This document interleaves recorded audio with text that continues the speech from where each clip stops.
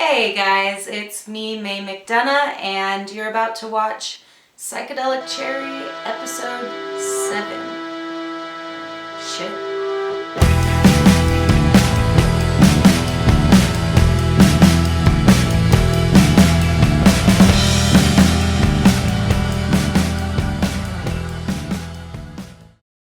Hey guys, welcome back to the Psychedelic Cherry. I'm May McDonough, and if you've never been to the Psychedelic Cherry before, it's essentially me, May McDonough. I sometimes talk about things, sometimes I show you how to do things. What kinds of things? All kinds of things. Is this a thing? Let's talk about it. Is this a thing? Is this a thing? Is solipsism a thing? Maybe. Okay, I would just like to officially apologize for the completely unplanned 45 seconds of prop comedy that just ensued.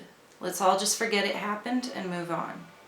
Psychedelic Cherry, if you don't know already, is really just me, May McDonough, talking at you. Why you guys subject yourselves to that, I don't know why, but I am very grateful, so thank you.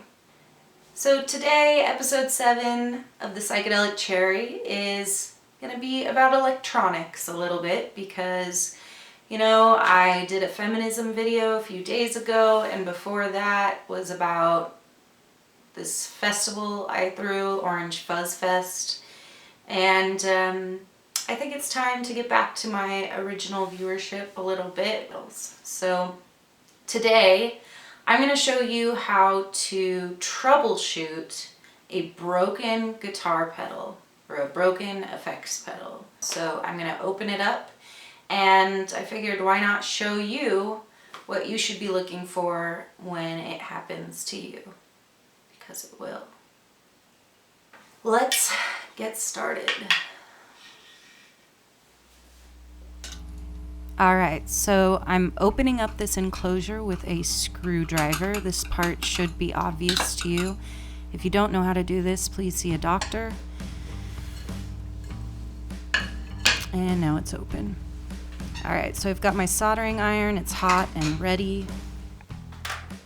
And I've taken the battery out of my guitar pedal. If you have a battery in yours, you better take it out. If not, don't worry about it. Now I'm using my trusty little screwdriver to loosen up the foot switch so that I can maneuver more easily inside of the guitar pedal. And there it is.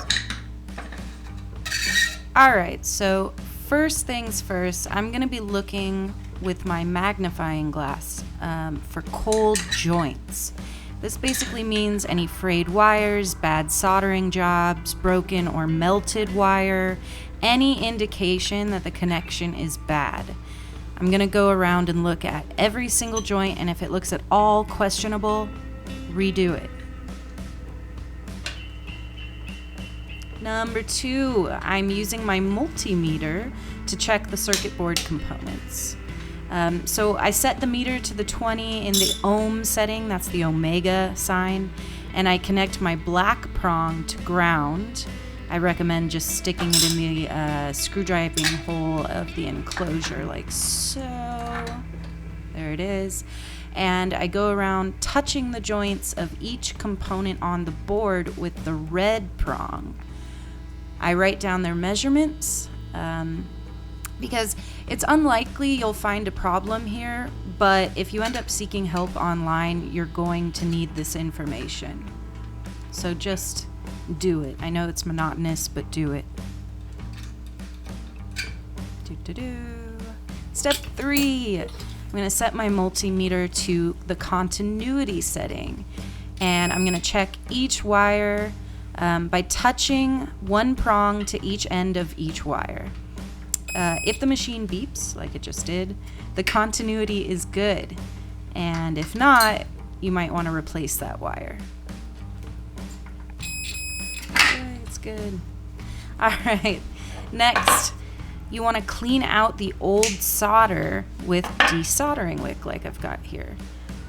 It absorbs hot melting solder when pressed between a joint and your soldering iron, just like a sponge. So you do it like this, kind of roll it around until it absorbs it. Maybe don't do it with your fingers like that, but now you're free to resolder your wire. Step 5, occasionally test your pedal. That means putting on the enclosure and plugging this shit in. So let's see how it does. Okay, it's getting power.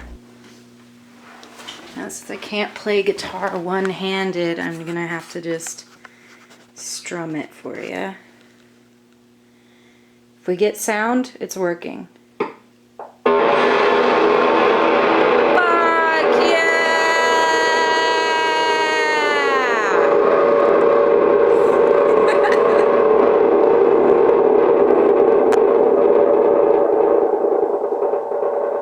Obviously, it's a fuzz pedal.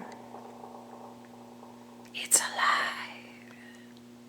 Here are some really common problems. Number one, as I may have mentioned before, number one is a joint came out of its solder, typically a wire, especially if you're using forget the word, non-solid wire with 3 or 4 little frayed wires that you have to twist. Well, sometimes those come unfrayed, in which case they break. So a wire that came loose is number one. Number two, you're short-circuiting your pedal with the actual lid of the enclosure. If you find that when you take your lid off and plug everything in, whatever the problem was before is now gone, if it works, well, then your lid is likely short-circuiting your circuit, in which case take some electrical tape and just cover the interior of the lid, of the back of the enclosure, before you screw it back on, and that should fix things. If that doesn't fix things, then likely number 3 is happening, which is a piece of yours is coming loose when the pedal is flipped over onto its back. This could be because your PCB isn't anchored down, in which case you'd want to use these stick-em things that go through the holes in your,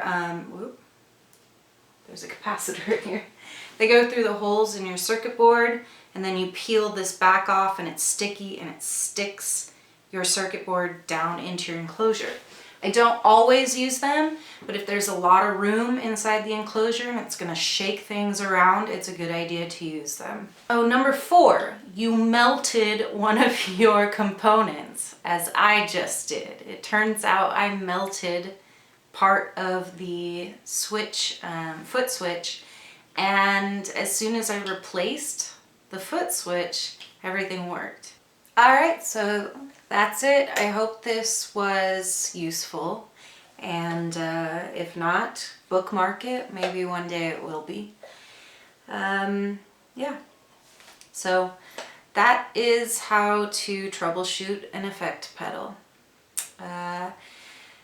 That's it really. If you have any ideas for videos that I can do, or you want to know anything about me personally, or how to do something, or my opinion on something, fuck if I know why you'd want to know my opinion on something, but I'll give it to you. Anyhow, just say so in the comments. I would love to oblige. So that's it. I'm May McDonough. Please go check out my band, The May Company, at wearethemaycompany.com. This is the Psychedelic Cherry, episode 7.